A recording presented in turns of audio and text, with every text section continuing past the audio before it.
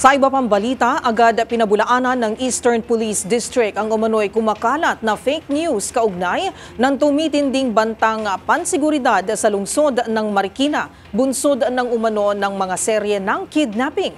Nagbabalik si Edniel Parosa.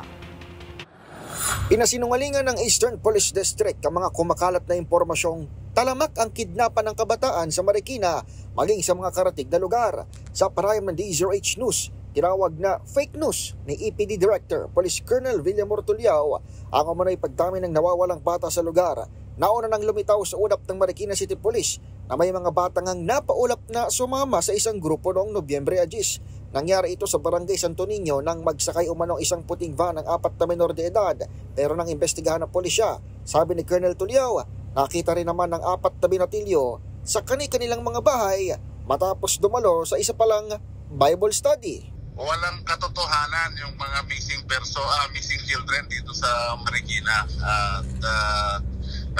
Sa katunayan, yung nag-post ng Facebook na yan ay nagbigay na rin ng apologies through yung Facebook na pinost niya.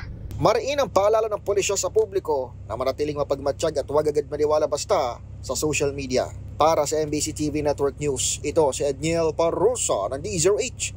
Una sa Pilipinas, una sa Pilipino.